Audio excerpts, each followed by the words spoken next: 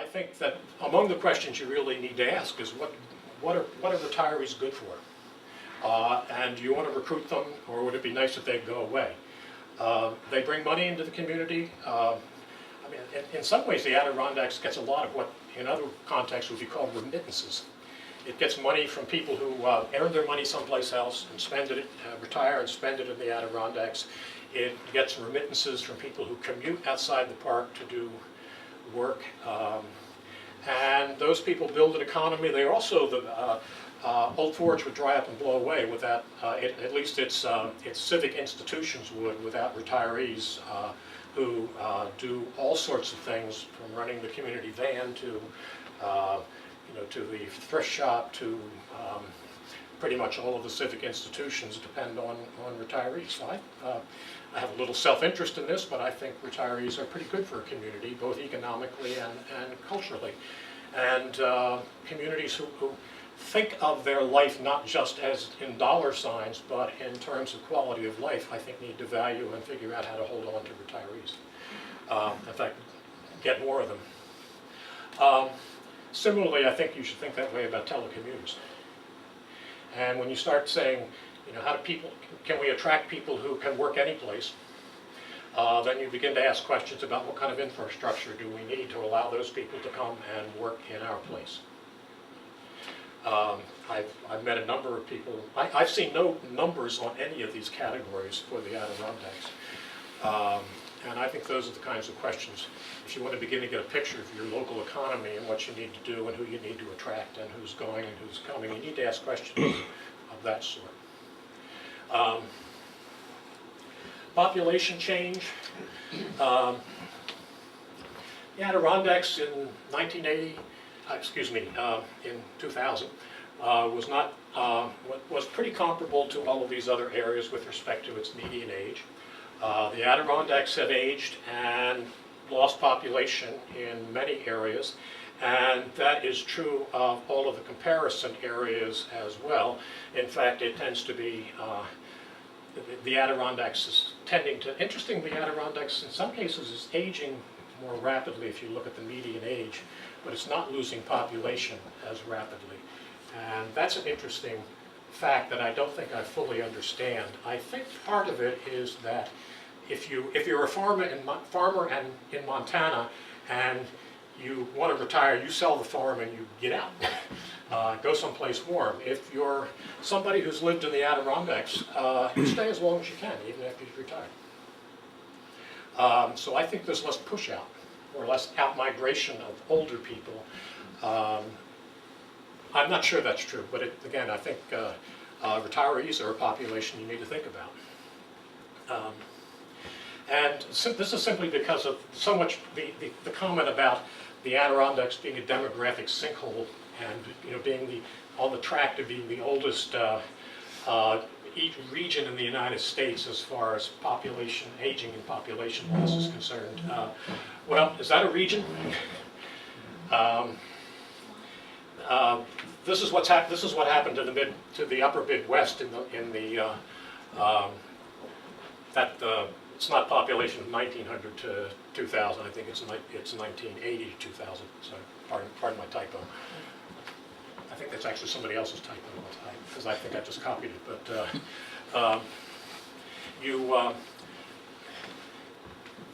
these are the two counties I looked at in Minnesota. These are the three counties I looked at in Maine.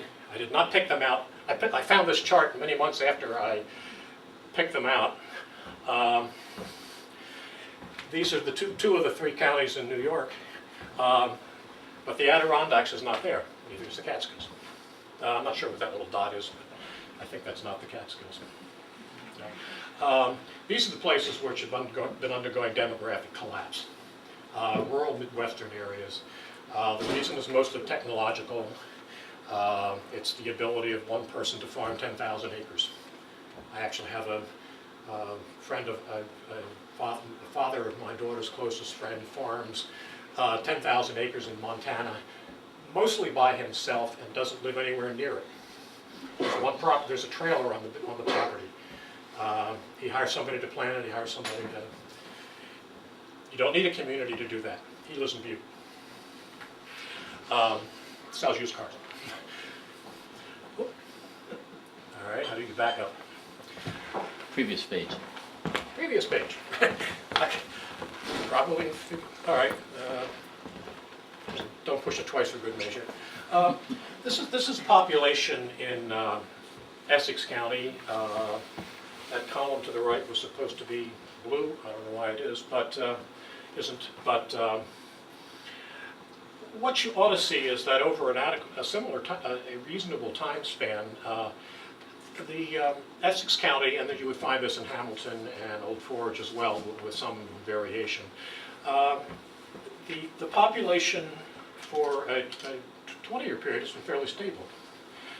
It started to decline, but the important story is not the loss of population or the gain in population. The important story is the loss of population in the younger cohort and the increased population in the older cohorts. Right? In fact, the number of people of working age is about the same, but the working age people have gotten older. I don't think, incidentally, this means that we have a lot of younger people fleeing and a lot of older people coming in. I think it means that if this is the pig in the python, right? If that one of those lovely phrases made up by demographers, where you see an age group passing through time.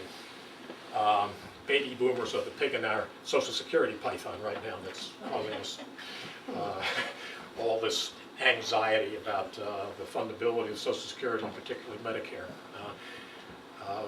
We're not rapidly importing baby boomers into the United States. In fact, it's just younger people getting to be older people. In any case, if you look at the demographics, Adirondacks are aging, that's true. But the demographics are pretty similar to some other rural communities. We're in no danger of becoming the oldest region in the United States anytime soon. The rural Midwest claims this honor. Although you can make it true by properly defining what constitutes a region. We're gaining older workers and losing younger ones, along with their children. Pig in the python. Growth of the 65 population is actually somewhat more modest than I would have expected.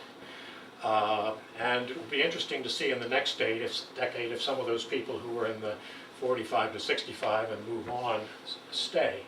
And I think one of the things we really need to think about is what happens to people when they retire. Do they stay? Do they leave? At what age do they leave? My hunch is that that retirees migrate into the Adirondacks.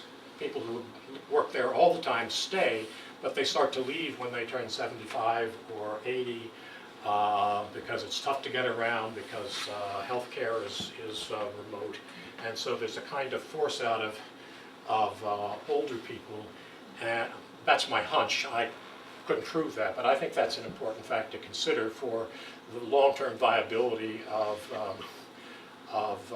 rural communities. How do you keep your older people when they stop skiing? I think also the loss of population in the younger age cohort points to the need. It's not so much that the job market is going to hell and workers are fleeing for jobs elsewhere. In fact, they're not fleeing for jobs elsewhere. It is the case that I think that our economy has changed a lot in the last 20 or 30 or 40 years. Blue-collar jobs, and particularly in rural communities, are less easy to come by. People work at other things. The places of economic viability tend to be in our urban centers. And we give our kids a decent high school education. They go off to college, they learn to do something, and they can't do it back home. And so they go someplace else. That's not unusual. My kids were raised in Ithaca, which is a very vibrant community with a very diverse economy, and so they got to stay in Minnesota and Uganda.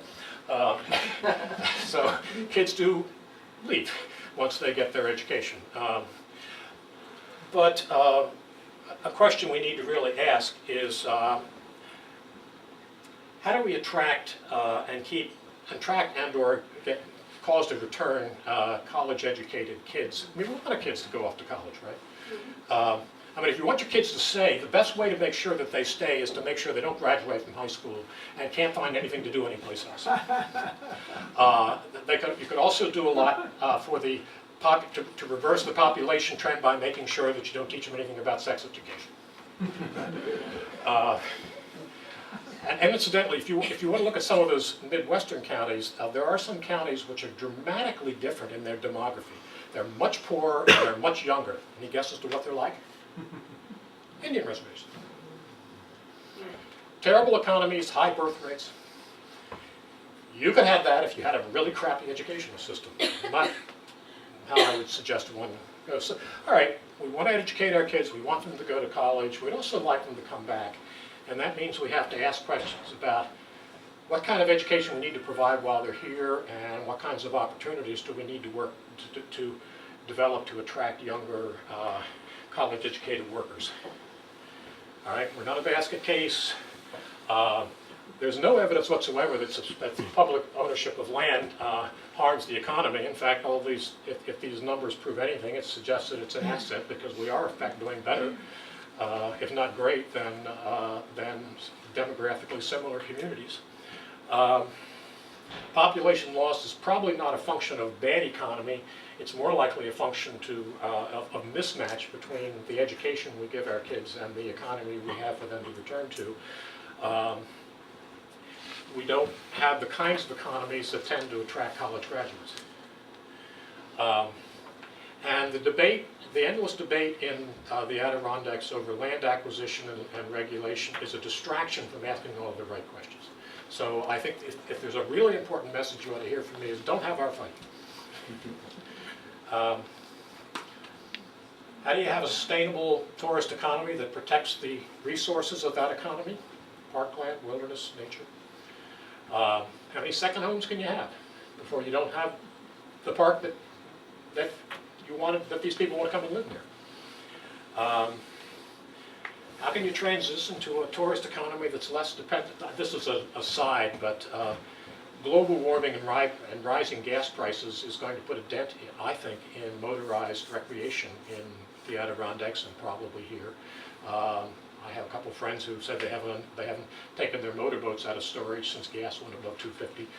How many people will come to the Adirondacks to snowmobile when the season is a month shorter and the gas is $10? I would start working on the skiers. How do you attract and hold people who contribute to our economies and their communities? Retirees, telecommuters. I don't like the word creative classes because it has a sort of snobbish appeal to it. But somebody wrote a book with that title, and all the academics know what it means. So subtract the snob appeal. How do we get people, college-educated people, smart people, people who will need the internet and the like for their businesses? How do we also get people? How do we teach people to be entrepreneurs in places like the places we live?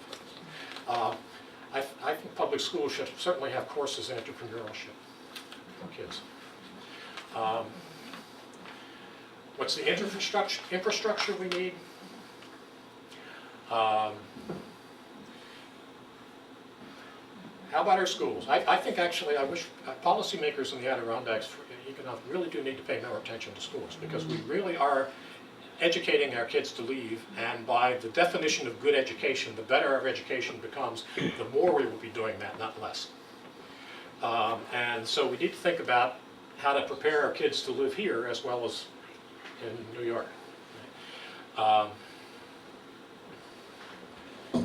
Regional cooperation. Sometimes in the Adirondacks, the economics looks like a war of all against all. People band together to be mad at the APA every now and then go back to competing over resources. Some sort of regional cooperation authority, I think, and one that pushes for a regional image would, I think, do great for recruiting tourists.